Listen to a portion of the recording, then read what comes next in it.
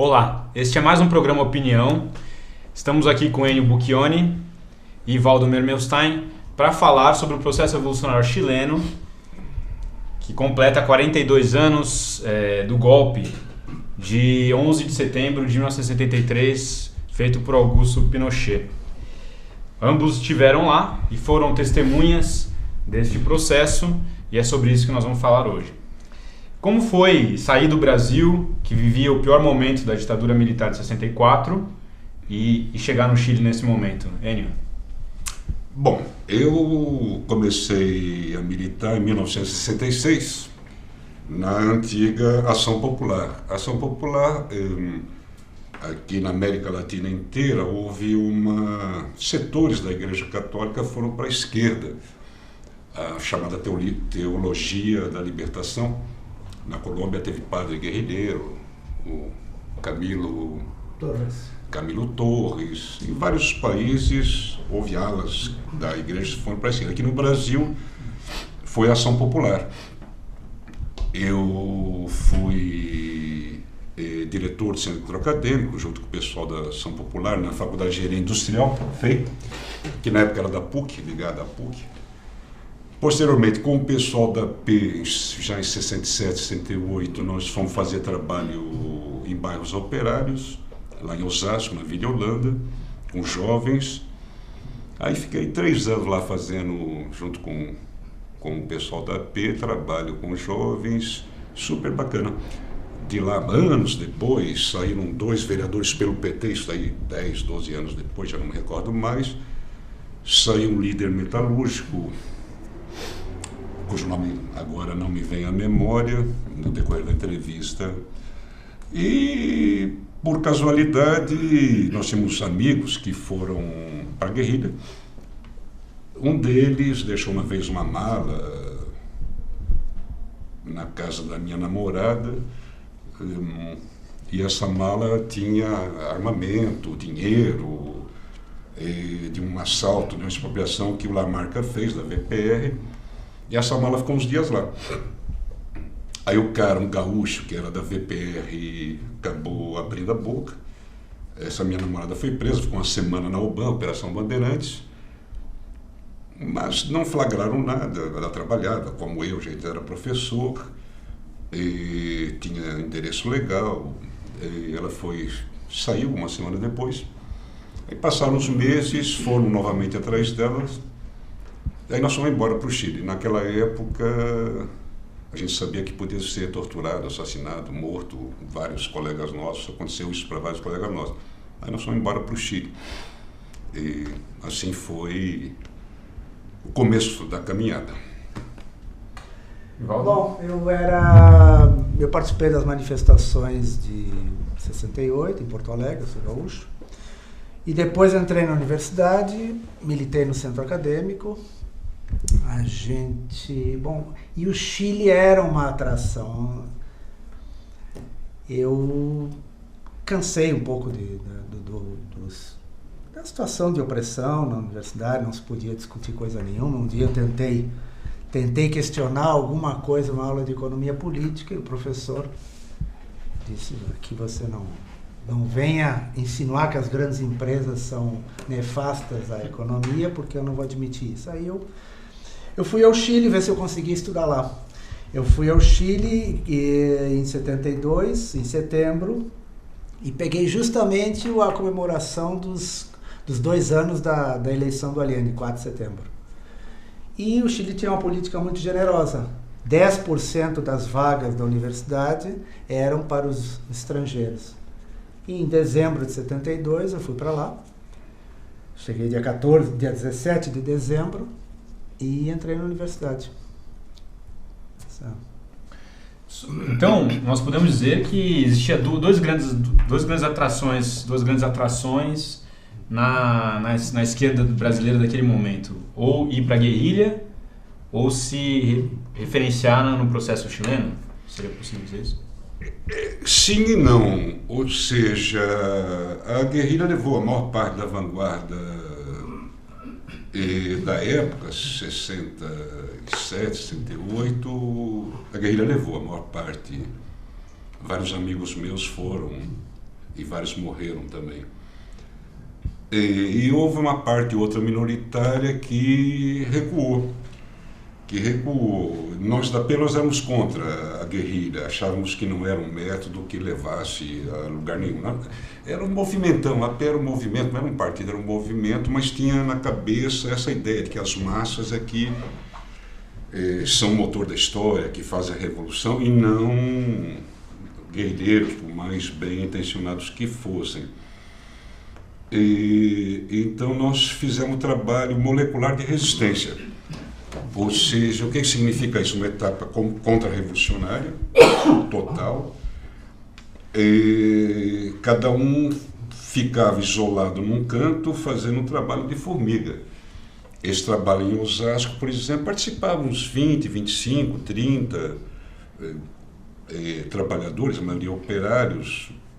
E só que a gente não sabia o que estava acontecendo nos outros lugares, quer dizer, era trabalho ultra seccionado, clandestino, mas a guerrilha é derrotada por uma série de motivos políticos, não tinha sentido naquele momento. E esse trabalho molecular, feito à escala nacional por pequenos contingentes, é que vai, digamos, da musculatura, vai dar força nos próximos 10 anos para o ressurgimento do movimento, através das greves do ABC, né? Ou seja, são trabalhos moleculares, o do ABC mais ligado à igreja, né? O pessoal, o sindicato de São Bernardo eram mais ligados à igreja, mas houve em todo o Brasil um recuo organizado e trabalhos minúsculos de sobrevivência, né? Sobrevivência numa etapa completamente contra a revolução. Era o que era possível fazer na época, né? E me conta como foi conhecer o Mário Pedrosa aqui no Brasil ainda. Não, eu conheci o Mário porque eu cheguei no Chile, são datas que a gente não esquece. O Valdo falou da data que ele chegou, eu me lembro da minha. A minha foi 5 de março de 71. Quando nós fomos obrigados a sair. E por uma mera casualidade do destino, a gente era para ir para a casa do Marinho, que tinha sido diretor da UE Paulista, e a casa dele estava cheia de gente. Aí tinha um amigo nosso lá, o Jurandir, que me levou para uma outra casa, aonde morava o Túlio, o Jones, que eram a Naná, os companheiros que formaram o ponto de partida. Bom, aí depois nós falamos ponto de partida. O ponto de partida, segundo eles me relataram, veio o Mário Pedrosa, ficou meses no consulado chileno no Rio de Janeiro, junto com o Túlio, esperando o salvo-conduto.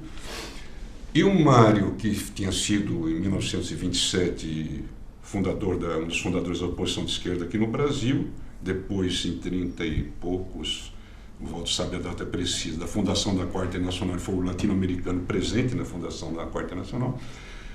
Mas na década de 40 ele parou de militar, se tornou trotskista, ficou trotskista na sua generalidade, né? E durante esses meses que ele ficou junto com o Túlio no consulado chileno no Rio, ele ganhou o Túlio para a concepção trotskista no genérico, não na militância específica, mas para as ideias do Trotsky. Porque o Túlio vinha do PCBR, Partido Comunista Brasileiro Revolucionário, que era adepto da guerrilha. O Túlio tinha sido preso, torturado barbaramente, e aí numa dessas escapadas que ele saiu, ele acabou se exilando, entrando no consulado e conheceu o Mário. E o Mário ganhou ele para o trotskismo. Aí lá no Chile eles moraram juntos, moraram na mesma casa durante um determinado período, e o Mário era super conhecido, entrava muito jovem lá na casa deles, eles acabaram por construir o ponto de partida. Mas qual a importância do Mário? A importância do Mário era no sentido de passar aos jovens o que era o Trotsky, o que era o trotskismo, as ideias sobre a burocracia, etc, etc. O ponto de partida é formado nessa... Eu chego logo depois, uns meses depois, 4, 5, 6 meses depois, como eu fui parar na casa do Túlio e do Jones, e como eu já era contra a guerrilha mesmo, acabei entrando no ponto de partida.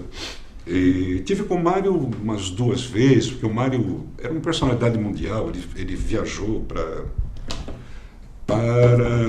Onde que ele viajou? viajou, foi fazer parte do jurado de artes na Índia. Aí mandou uma foto para ele, tinha 70 anos. Mandou uma foto para nós, montado num elefante, um baita de um elefante, ele velhinho, 70 anos, em cima dele. Era um cara fantástico. Eu acredito que se não fosse ele, eu acho que ele não teria chegado ao trotskismo. Porque aqui no Brasil o trotskismo era horroroso nessa época. Era o posadismo, né? Posadas. Era toda uma história que havia se degenerado, montou uma internacional posadista, não sei o quê. Então o papel do Mário foi esse, de nos levar ao Trotsky, né? Não ao Posada, mas ao Trotsky. E como foi essas primeiras impressões no Chile? Como foi chegar lá com essa carga sobre a esquerda brasileira, esses contatos e tudo mais, chegar no Chile e ver aquele processo todo novo para vocês? Olha, você não imagina... É que é difícil de expressar isso. Aqui no Brasil a gente trabalhava... A ditadura Médici, a época mais tenebrosa da ditadura, né? E eu saí com a minha namorada na época, a Lena, aí pegamos um trem na Argentina, subimos a cordilheira, saímos só carteira de identidade, na época podia sair. E na fronteira do Chile com a Argentina, lá nos Andes, quando o trem entrou na fronteira argentina, o primeiro chileno que eu vi foi um moleque com a camisa branca imensa, com a foto de Che Guevara no peito. Eu olhei aquilo e imaginei, pô, esse moleque no Chile, no Brasil tinha sido morto, né? É um garoto. Aí o trem foi descendo nas cordilheiras, não sei o que, a gente ia chegando em Santiago, uns murais, lembra, Valdo? Uns murais fantásticos, grafite, feito pelo PS, Partido Socialista, pelo PC, pelo MIR, MAPO, toda a esquerda, com as palavras de ordem. Eles gastavam horas fazendo grafite. Então eu estava chegando, eu me lembro que falei para ele, aqui parece o paraíso terrestre. E nunca tinha visto isso daí. O máximo no Brasil que a gente fez foi pichação, a gente em 5, 6 escrevia abaixo da ditadura. Então um escrevia o A, um outro escrevia o B, o outro A, B, e nem sempre dava tempo de continuar, de chegar até o fim abaixo da ditadura, sair com ele. E lá no Chile... Diga sempre a verdade e saia correndo. E saia correndo. Não, é um choque cultural completo. Quando eu cheguei em 72, no meio da manifestação, eu larguei as malas no hotel, fui correndo para participar da manifestação. Nunca tinha visto aquilo. Nunca tinha visto. Bandeira vermelha, né, Valdo? Bandeiras vermelhas e mais, empunhadas por centenas de milhares de trabalhadores, de carne e osso. Então é uma mudança completa. Na verdade, eu tinha uma inspiração trotskista desde do colégio.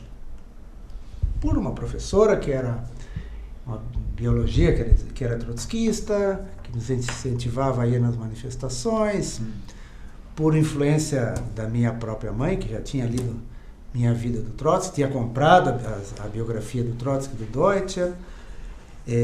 Então, para mim, a guerrilha nunca foi uma atração.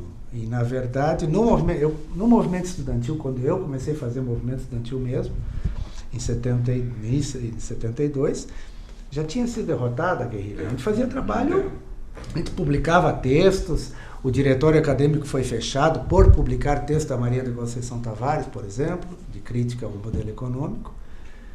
A diretoria a qual eu pertencia foi enquadrada no 477, decreto-lei 477, mas não fomos condenados. Então é uma diferença completa. Os que foram ao Chile não tinham nenhuma atração, não havia nenhuma possibilidade. A guerrilha não era uma opção ao processo chileno. Era um reaprendizado. Todo mundo tinha que entender que era uma coisa completamente diferente.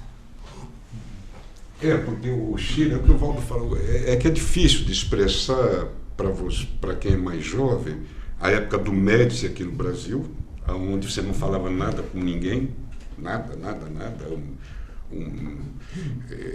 O medo tinha que fazer parte da sua estrutura, você tinha que ter medo, porque senão você podia se ferrar. E o Chile, eu cheguei fazia 3 meses, 4, que o Allende tinha sido eleito. E todo mês havia, logo no começo, ele chamava a população, as massas, e prestava contas publicamente. Montava um palco na avenida principal, Bernardo Higgins, né? Na Alameda, e ele prestava contas. Eu fiz isso, nós fizemos isso e aquilo. Para vocês terem ideia, as primeiras medidas dele é o reformismo mais fantástico que eu já vi, que eu já li na minha vida. A primeira medida do Allende foi nacionalização de banco, seguro, cobre. O cobre era responsável por 80% da exportação do Chile, era o maior produtor de cobre do mundo. Ampliação da reforma agrária, expropriou cerca de 5 milhões de hectares para 40 mil famílias, estendeu a seguridade falando no Brasil, né? Social, para camelôs, para trabalhadores mais marginalizados, aumentou os salários, a renda de 53% a renda nacional dos assalariados passou para 61%. Nesse ano 71, o PIB cresceu 8,3%. Ou seja, no primeiro ano. Um negócio bárbaro. Então a massa vinha mesmo, e ele prestava conta, fizemos isso, fizemos aquilo outro. Só que, ao ele assumir, ele fez um acordo com a democracia cristã, que seria o PSDB aqui do Brasil, mas a democracia cristã era mais à esquerda, né? Era um partido burguês mais à esquerda, bem mais à esquerda. Eles tiveram um candidato que era... o programa era muito parecido, Radomiro Tomic, que era da esquerda da democracia cristã, porque o Chile era um país que tinha passado por um processo de lutas muito grande antes do Allende, pela reforma agrária, o problema do cobre, e a democracia cristã tinha um programa. A democracia cristã tinha um programa parecido com o do Allende e apoiou a eleição do Allende, porque a eleição foi indireta. Allende teve 36% dos votos e teria que ser confirmado pelo parlamento. A democracia cristã apoiou, mas exigiu um estatuto de garantias democráticas. Era proibido tocar na educação, nas forças armadas, nos jornais, na igreja, na Constituição. Você não podia fazer a reforma constitucional, e o Allende aceitou. Amarrou a primeira coisa que amarrou aí. É o pacto que vai levá-lo à morte posteriormente. É o pacto, não mexer nas forças armadas, é o pacto que vai levar à morte. Os trabalhadores assumiam esse pacto como um entrave, ou eles viam como um compromisso necessário? Veja só, o que o Enio disse. Num ano, houve uma transferência de renda de 10% do PIB para os trabalhadores. Isto é inédito. É muito difícil que isso se repita em qualquer situação. Então, havia um entusiasmo enorme. Há uma diferença da água para o vinho dos governos reformistas, ou como inaugurado por Lula, e Allende. Allende fez ataque, por exemplo, era anti-imperialista. Primeira coisa, nacionalizou as minas de cobre com a chamada doutrina Allende, sem indenização. Não, nós vamos pagar. Só que nós vamos descontar os lucros extraordinários auferidos nos últimos 10 anos. Ou seja, as empresas de cobre, a Kennecott e a Anaconda, saíram devendo. Eram americanas ou americanas. Saíram devendo. E havia agora uma coisa importante: a nacionalização do cobre foi apoiada unanimemente pelo parlamento chileno. Foi uma votação unânime. O tema da indenização era privilégio do presidente. Havia grandes... A ironia é que o poder presidencial tinha sido enormemente fortalecido pelos regimes anteriores. E o Allende se aproveitou disso. Essa doutrina Allende de não pagar as mineradoras, foi opção presidencial. Então, havia a reforma agrária. O que os trabalhadores fizeram imediatamente? O que os camponeses fizeram? Ocupar as terras. Falaram para a gente tanto tempo que nós queríamos ter reforma agrária, começaram a ocupar. Qual foi a atitude do Allende?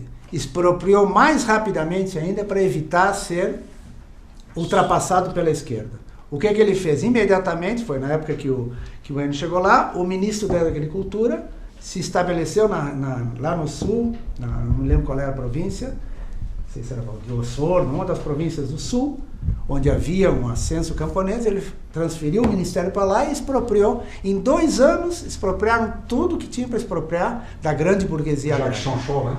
Era o Chanchol? Era o Chanchol, da esquerda cristã. Que era democrata cristão e que passou para a esquerda cristã, que é uma coisa parecida com a AP aqui.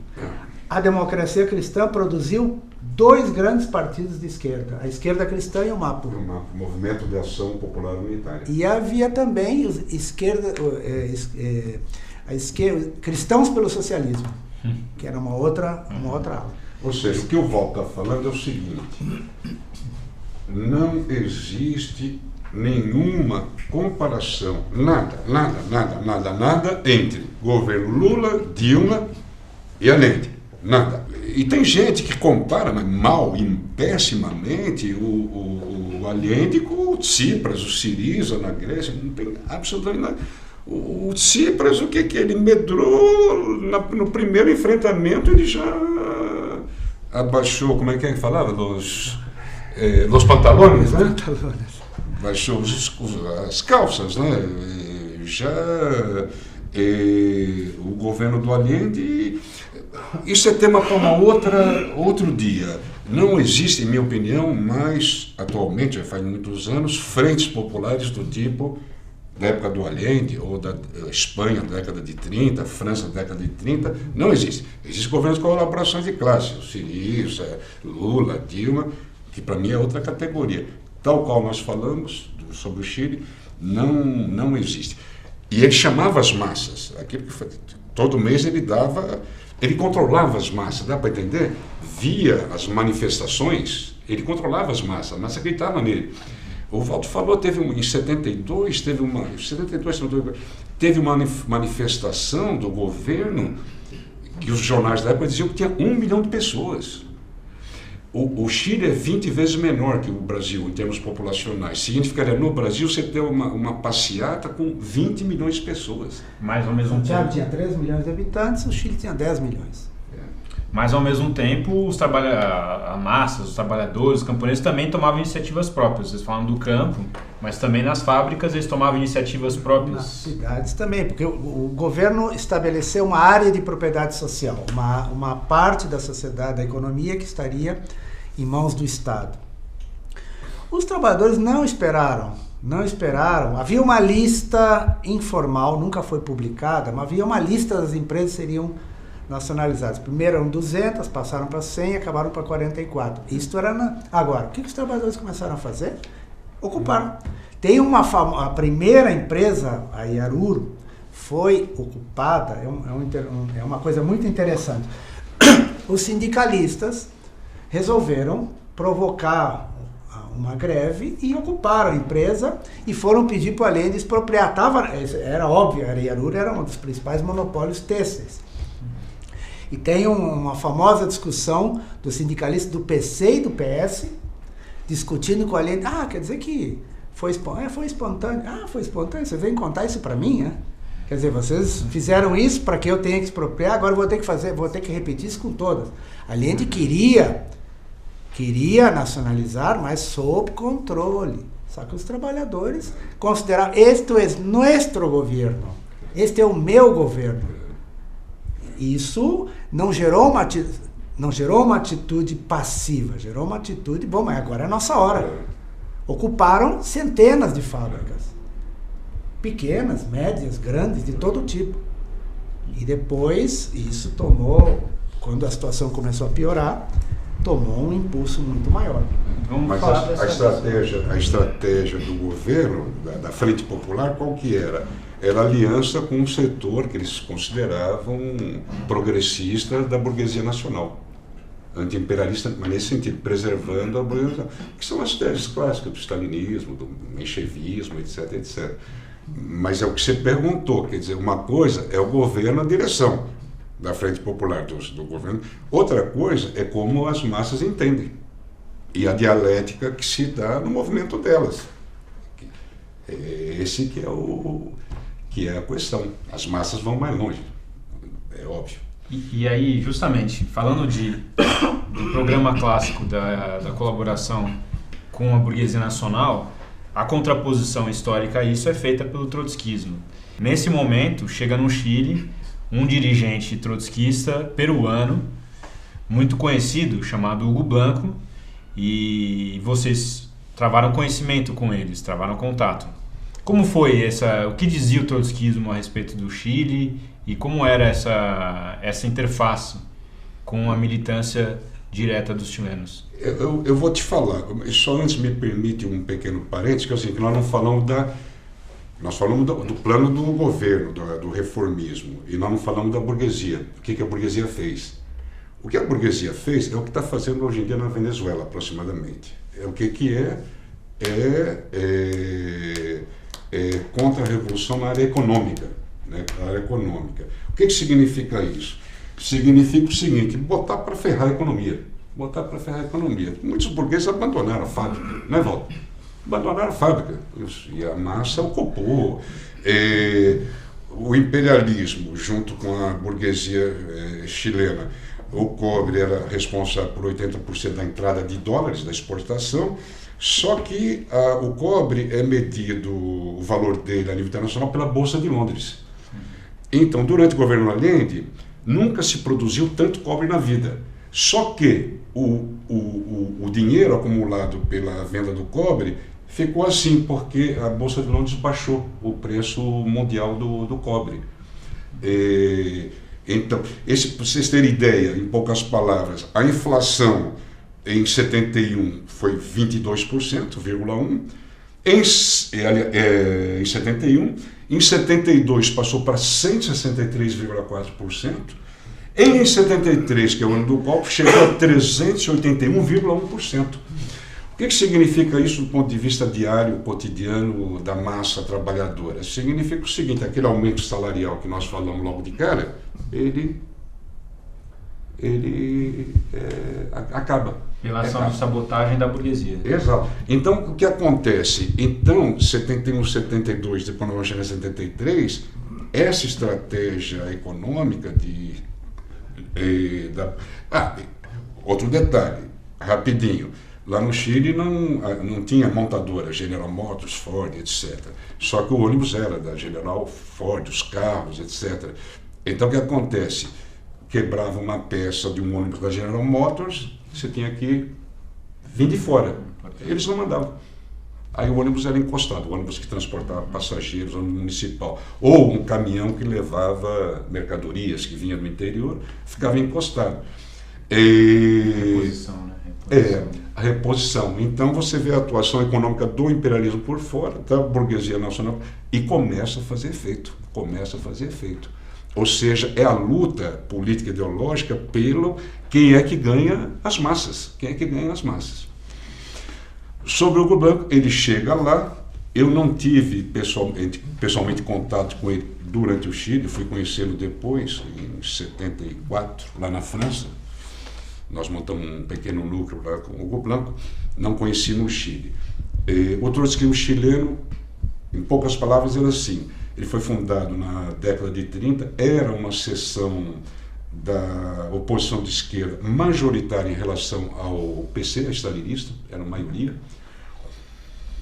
junto com militares nacionalistas e uma ala da social-democracia, eles montaram o PS, ficou gigantesco o PS, e uma parte do time ficou no PS para sempre, e se tornaram socialistas.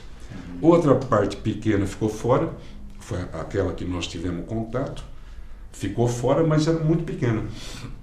O Hugo Blanco chegou, eles montaram o PSR, o Partido Socialista Revolucionário, que era bem pequeno, com a estratégia elaborada pela nossa corrente argentina, que era tentar ver se, mas já no final, 72 para 73, ver se conseguia montar um partido junto com as alas esquerdas do PS, o MIR, e nós.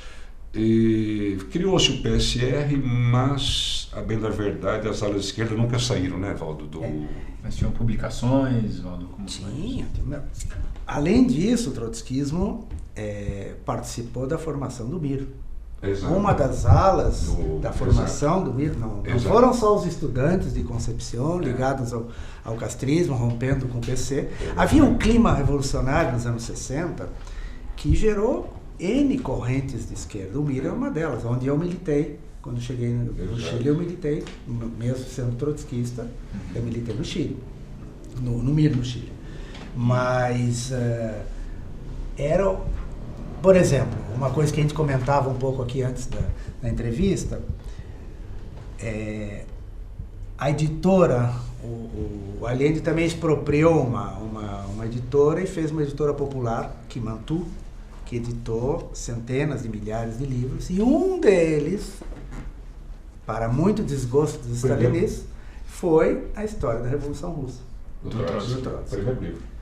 Foi, digamos, o PS marcando posição frente ao PC. O PS defendia a revolução ininterrompida. Foi uma discussão pública entre o PS e o PC em 73. O PS tinha uma linha, o PS estava contra a linha de Frente Popular, era Frente de los Trabajadores. Mas acabam... À esquerda do PS, né? À esquerda. Mas acabam aceitando a coligação com o PC.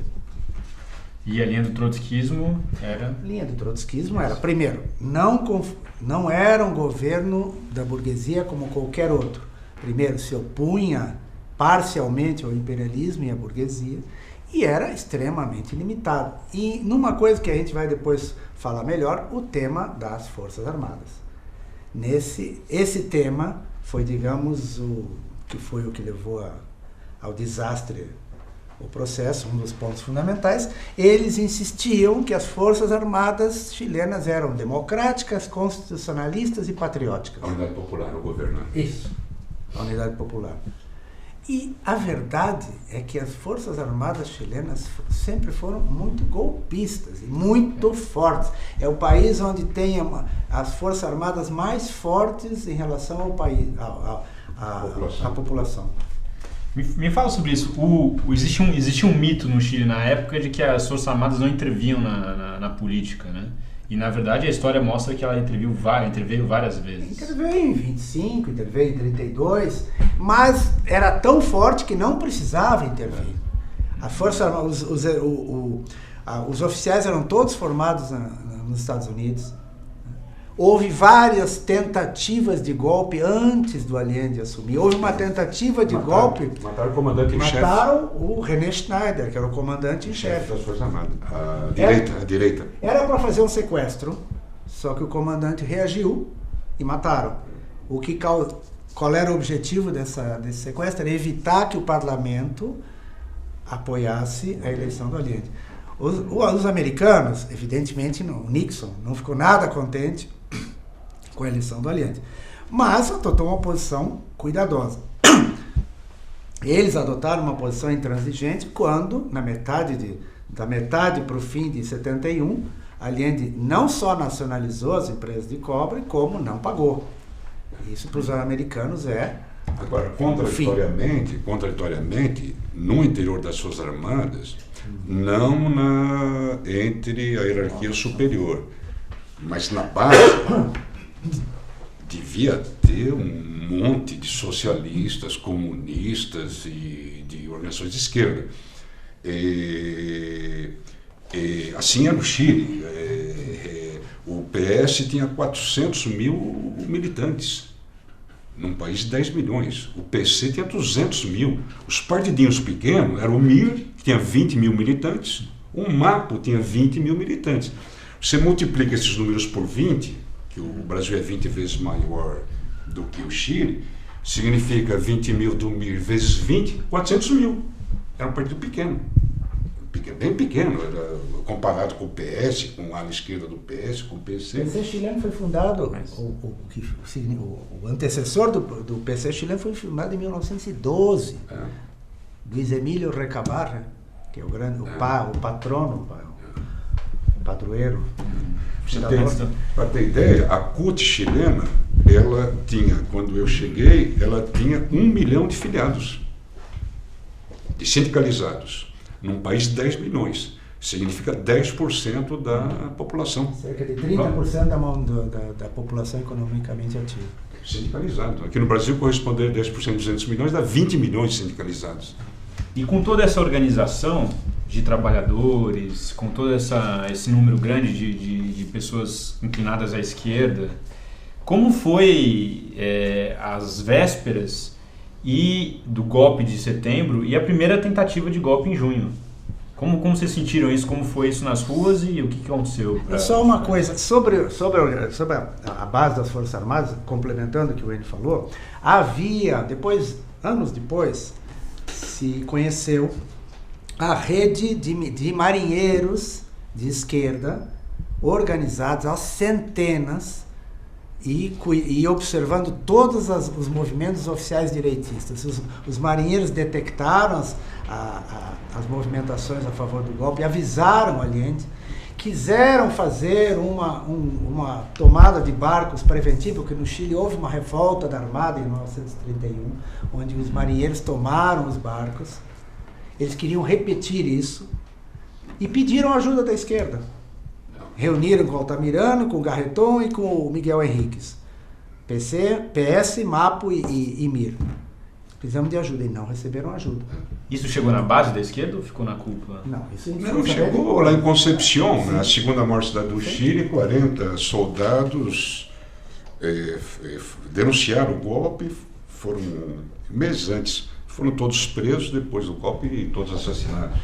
Esses marinheiros, inclusive Sargento Cárdenas, eles foram presos quando eles denunciaram o golpe, quando houve a tentativa de golpe que a gente vai falar em 29 de junho, eles foram presos, torturados. Inicialmente o governo tinha tanto receio de se dispor com os generais, com os oficiais superiores, que o Allende não disse, foi detectada uma célula clandestina na Armada. Ele apoiou inicialmente. E aí depois de um mês, ele começou a reconhecer, e aí foi denunciado que estavam sendo torturados. O Cárdenas, a mulher dele, era do PC. Claro que era de esquerda. E esses caras, como estavam presos, não foram assassinados. Estão vivos, estão velhinhos, mas ficaram no exílio, estão vivos a boa parte até agora. Mas vamos falar do golpe. Antes do golpe é o seguinte. Vamos falar do golpe. É que o seguinte, só se compreende o Chile, que nós falamos da evolução, né? Tem um mês que é bárbaro, outubro de 72, que é a experiência mais incrível, ou uma das mais incríveis que eu já vivi e que pouca gente no mundo, né, Valdo, poderá viver. Que é o seguinte, em poucas linhas, a burguesia dá um tiro no pé. Ela faz uma coisa... na Venezuela eles fizeram também. Lockout. É o lockout. Greve de patrões. Outubro de 72 começou greve patronal. Os patrões ficaram em casa. Muito bem. Durante 26 dias. Aí a massa foi trabalhar, foi estudar, não sei o quê. E o significativo, a polícia e o exército, porque o lockout é proibido pela Constituição, a polícia e o exército saíram às ruas para proteger aqueles que queriam trabalhar, aqueles que queriam estudar. Então a polícia está na rua para proteger os trabalhadores, os estudantes, etc., os camponeses. Muito bem. Primeiro dia, todo mundo foi trabalhar. Segundo dia também. Aí todo mundo começou a ver o seguinte, que o país funciona normalmente, sem a burguesia. Aquilo que a gente lê nos livros, a burguesia é uma classe desnecessária. Lá ficou público, todo mundo, funciona, o país funciona, as fábricas funcionam, o campo funciona, tudo funciona. Bom, vou te contar a minha experiência pessoal. Eu era estudante e professor lá da Faculdade de Matemática da Universidade do Chile. E aí, o pessoal de esquerda lá do Instituto Pedagógico da Matemática, nós fomos convocados lá, vamos lá para uma estação de trem, que era central lá de Santiago, onde chegavam os trens com os produtos do interior e ao contrário, iam as mercadorias da cidade para o campo. Nós fomos para lá, sei lá, algumas centenas de pessoas, 200, sei lá, 300, não me recordo direito. Chega lá já tinha operários, socialistas, comunistas, não sei o quê. Muito bem. Qual a nossa tarefa revolucionária? Descarregar as mercadorias e carregar mercadorias. Parece estupidez que eu estou falando, mas a revolução é assim. Ou seja, as tarefas aparentemente mais simplórias são de uma infinita necessidade. Você carregar um saco de arroz para a cidade, 2, 3, e éramos centenas descarregando, é fundamental, e vice-versa para o interior. Muito bem. E tinha lá um batalhão lá do exército, sei lá, uns 80, 100 caras, não me recordo direito, tudo metralhadora, nos protegendo contra algum atentado de direita, não sei o quê, protegendo a gente, né? Muito bem. Entre um trem e outro demorava uma hora e meia, sei lá, ficava todo mundo sentado. E os soldados com a metralhadora. Aí passava um tempo, o cara botava a metralhadora no chão. Aí o pessoal mais velho lá, dos operários, não sei o que, começava a bater papo com o soldado. Ei, rapaz, eu vou inventar, porque eu...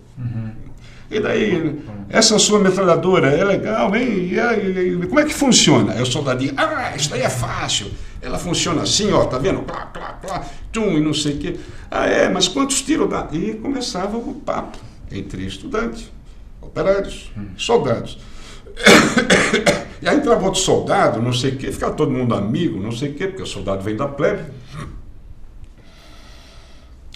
Aí de repente chegava o oficial, tinha um oficial só. Chegava o oficial, bum, tava bronca. Aí o soldado ficava assim. Mas é um oficial só. Aí o cara ia embora, aí voltava todo mundo, e como é que é a metralhadora e não sei o que lá. Então, esse exemplo desse mês é irradiado para todo o Chile, não é só lá. Em todo o Chile se dá coisas desse tipo. Então, Enes, você acha que foi exatamente esse exemplo da unidade entre trabalhadores, estudantes e soldados e oficiais rasos que começou a preocupar a burguesia, que a levou a fazer o golpe? O Valdo vai dizer agora. Isso é que dá, na minha opinião, essa crise revolucionária, é que dá, em minha opinião, a situação revolucionária, ou seja, a situação onde é possível se tomar o poder. Não necessariamente que você vai tomar, mas que é possível. Ou seja, que a classe operária, os trabalhadores, a juventude, vem, essa burguesia não serve para nada, é possível tomar. Aí surge aquilo do poder, que o Valdo tem até texto sobre isso, que é muito interessante. Porque o duplo poder não surge da cabeça de alguém. Vou instalar o duplo poder, porque eu li, não trouxe. Não, surge. O principal tipo de duplo poder que existiu, de poder dual, eram os cordões industriais. Qual era o problema? A CUT era muito forte, mas ela não tinha... O sindicalismo no Chile era organizado por fábrica, por empresa. Praticamente não havia federações, então ficava uma lacuna imensa na organização de base. Qual o problema? As empresas que tinham sido nacionalizadas tinham condições de trabalho muito melhores. Benefícios sociais, refeitório, creche, etc. Os outros trabalhadores, a situação começou a ficar difícil, nós também. E surgiu uma organização por região. O cordão industrial tão famoso era nada mais, nada menos que uma organização dos sindicatos por região. Mas teve que assumir outras tarefas. Claro, a primeira tarefa é lutar pela nacionalização de empresas, ocupar a empresa e exigir a nacionalização. E com isso se enfrentavam com o governo, inclusive fisicamente, com a ministra do Trabalho, Mireia Balta, que era do PC. O primeiro cordão industrial surge em Cerrillos, que é a zona sul de São Paulo. E em algumas empresas, os patrões foram embora, e aí é que está. por que se ocupa a fábrica? Não é porque está no livro, não é porque o cara é marxista, é porque o cara precisa sobreviver. Aquela fábrica precisa funcionar. Então eu vou ocupar, a gente tem que gerir, tem que administrar, ou seja, o duplo poder, ele nasce daí, dessa necessidade, é espontâneo. Assim como, teve fábrica que mudou a linha de montagem, digamos, fabricava geladeira, porque tinha que comercializar também, vamos fazer não mais geladeira, mas fogão, começou a decidir sobre a produção. Tecidos de luxo ou tecidos para a população? E que o Enio contava, em outubro, essa experiência do cordão serrilho foi em 72, julho de 72, perdão. Surge o cordão serrilho, surge um mais para a Zona Norte, que é o cordão Vicunha Maquena. Os dois principais, que foram os principais até o final. Só que em outubro, isto se massifica. O Partido Comunista, de cara, percebeu o perigo de perder o controle e disse, não queremos organização paralela à Central Única dos Trabalhadores. Mas, em outubro, o papel dos cordões e das outras organizações ficou inegável. Ficou inegável, não tinha como. Já eram parte da realidade. Aí eles mudaram um pouco o discurso. Mas não podem ser contra o governo. Aí depois vem um debate interessante dentro da esquerda, 3 fóruns com centenas de pessoas para discutir o poder popular.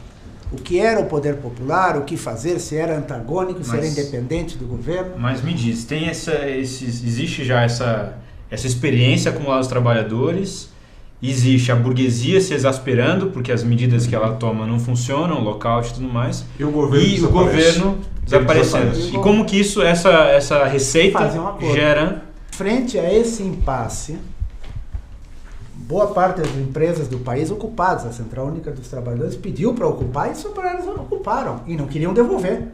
O que o Allende faz? Ele faz um acordo com a democracia cristã e os militares, os 3 comandantes do Exército das Forças Armadas entram no governo para garantir as eleições de 73. De outubro até março de 73 seriam as eleições. Em 73... As eleições para deputados. Eles contavam que conseguiriam os 2/3 para fazer o impeachment do Allende, com o desprestígio do governo. No entanto, a Unidade Popular teve 43% dos votos. Por aí, neste momento, todo mundo sabia no Chile que o enfrentamento era inevitável. Restava se preparar para isso. Me dá um parênteses. E, paralelamente, com aquela crise econômica que nós falamos, onde você, para comprar arroz, você tinha que ir no mercado negro, demorava hora para comprar feijão, para comprar não sei o quê. Isso é importante, porque tem muita gente, o Chile, o golpe foi a CIA que manobrou um negócio mágico. Não é assim, a realidade não é assim. O que acontece, sim, com essa crise econômica, a deterioração do salário de vida do chileno, uma parte grande dos trabalhadores saiu da esfera do governo. Se cansou. Inclusive, uma ala da classe operária mais importante do Chile, que é os mineiros de Artenente, fizeram greve por aumento de salário contra o governo. Então, há um deslocamento da base social do governo contra o governo que vai acontecer o que ele falou. Não é mágica da CIA, não sei o quê. Embora ela tenha atuado, né? E o dia 29 de junho foi a avant-première, a preparação para o golpe. Um pequeno regimento de tanques tenta fazer o golpe, não recebe o apoio dos demais batalhões. Os generais ficam quietos, mas ninguém falou contra. Muito interessante. Não apoiaram, mas também, teoricamente, tinham que ter se pronunciado. O golpe é controlado, a CUT chama novamente a ocupação de fábricas, se ocupam fábricas, e isso eu não vou esquecer nunca. Naquela noite, 100, 200 mil pessoas encheram a praça na frente do palácio. Você estava lá? Eu estava lá e pediam fechar o Congresso, fuzilar os golpistas e pediam armas. E o Allende disse, não vou fazer isso. Isso aparece uma parte no documentário Batalha do Chile. Não vou fazer isso porque nós somos democratas.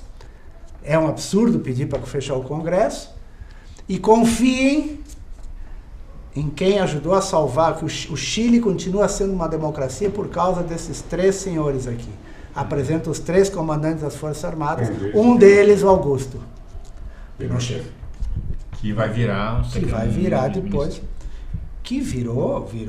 O governo estava morto, politicamente estava morto. Estava morto. E os cordões, não se formou partido revolucionário de massas com potência, porque isso dá desânimo, né? Mas também... Houve um processo de amadurecimento. Houve um processo de amadurecimento, mas já com um certo desânimo. A vanguarda, os cordões, chegaram a produzir uma carta em 5 de setembro, que merece ser lida, que diz, companheiro, aqui a saída ou é o fascismo ou a revolução. Escolha. Foi o máximo que os cordões conseguiram chegar. De quase independência do governo. Mas esperavam que o governo tomasse uma atitude. Esse foi o grande problema. E nesse ínterim que o governo não tomou atitude, o exército fez uma caça aos cordões.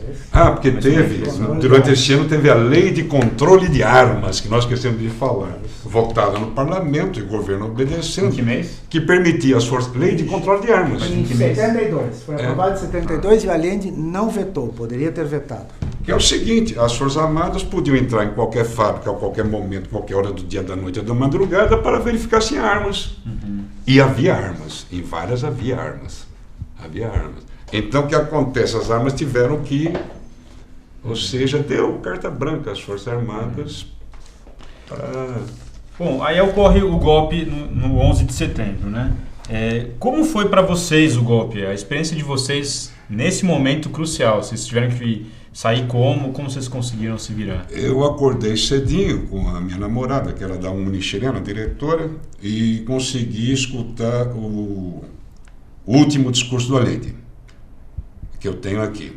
Ele disse, o último discurso dele antes da rádio sair do ar: trabalhadores de minha pátria, quero agradecer-lhes a lealdade que sempre tiveram, a confiança que depositaram em um homem, que foi apenas intérprete de grandes anseios de justiça, que empenhou sua palavra em que respeitaria a Constituição e a lei, e assim o fez. Ou seja, aí ele chama os militares de traidores, não sei o quê. Allende é coerente, ele respeitou a Constituição, a lei, os acordos, etc, etc. Agora... Não foi só ele que morreu. Se fosse só ele que tivesse morrido, estava até bom. O custo foi para vocês também. Para foram dezenas de milhares de trabalhadores que morreram. Num projeto que qualquer pessoa marxista ou de esquerda minimamente letrada sabia que esse projeto estava fadado à morte. Ou seja, houve a Revolução Russa, menchevique, bolchevique, Frente Popular na década de 30, existe uma literatura bárbara sobre isso, que você seguir a Constituição é muito legal. Quando a burguesia não serve mais a Constituição, ela faz assim, como fez em 64 aqui no Brasil, como fez no Chile. No golpe do Chile faz assim, as leis, etc, etc. Ele não soube defender o seu próprio governo. Não somente tinha um projeto que era reformista, que era limitado, mas tampouco soube se defender. E nisso... Teve a coragem pessoal, que hoje em dia falar, parece que falar pessoalmente, esteve no lugar que tinha que estar.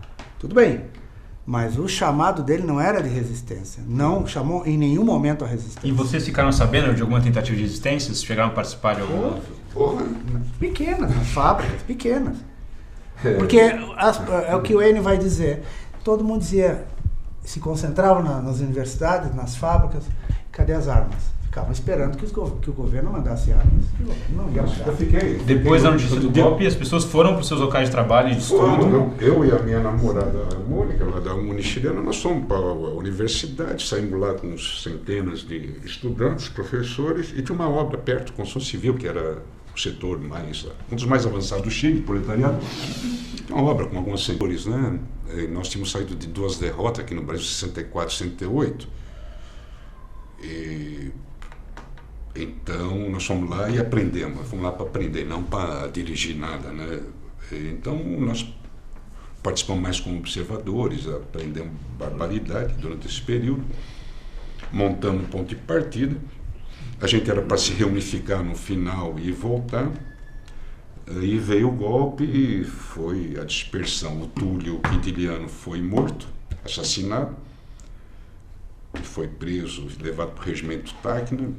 Não há sobreviventes dali. Você foi preso? Eu fui preso lá na pensão que eu morava. Teve um tiroteio na noite anterior, na madrugada, do dia 12 para 13. Aí... A organização que existia, tinha 20 mil militantes. E depois do golpe eu me despedi dos companheiros, disse que eu ia fazer. Deixei metade do dinheiro que eu tinha, metade das roupas que eu tinha. E 1º de outubro segui me reunindo com eles depois do golpe. Chegou a se reunir, fez ponto de encontro na frente do Ministério da Defesa. É o lugar mais improvável que fosse prender a gente. Dia 1º de outubro abriram as fronteiras. E eu fui para a Argentina, tinha encontrado Jorge Pinheiro e Valderez na rua e tínhamos combinado nos encontrar no PST argentino.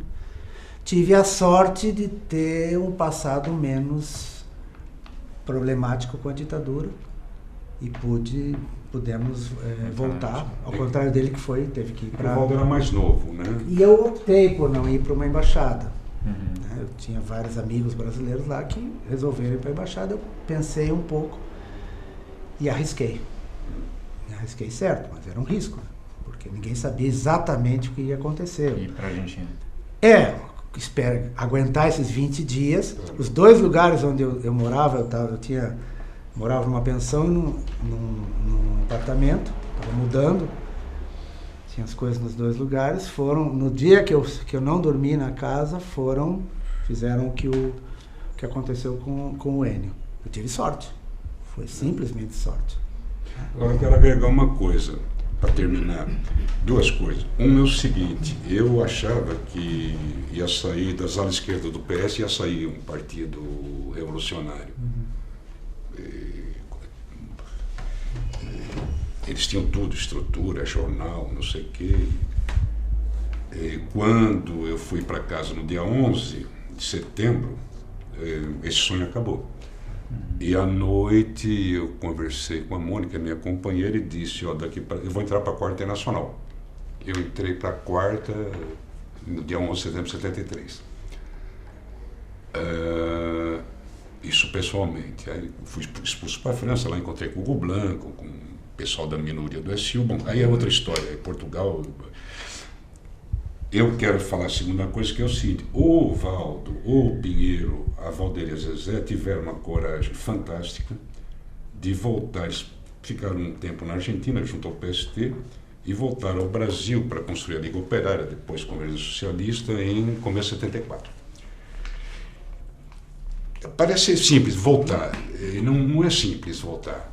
Era a época do Médici ainda havia assassinatos de militantes, a direção da AP foi presa, assassinada e morta em 73, o PCdoB foi dizimado nessa época, 74, no Araguaia, depois teve a matança da Lapa, do PCdoB, teve o Vladimir Herzog, teve Manuel Fiel Filho, um monte de gente, e esses camaradas voltaram.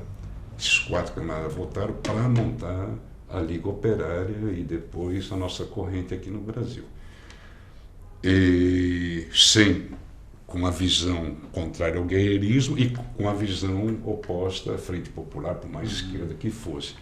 Esses camaradas, na minha opinião, têm um mérito histórico fantástico.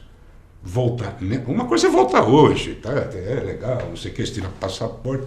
Bom, voltar nessa época não era qualquer um que voltava, não. Era sair da clandestinidade para uma nova clandestinidade. Não, e saber que era possível ser preso, torturado, assassinado. Além da convicção política, que o Enio já explicou, as conclusões que se chegou a partir do fracasso do reformismo, é a força da classe trabalhadora.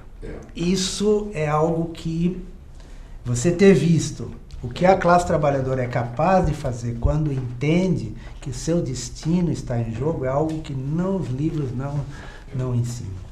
E é uma força que te dá para tomar decisões. E perdura. Isso perdura.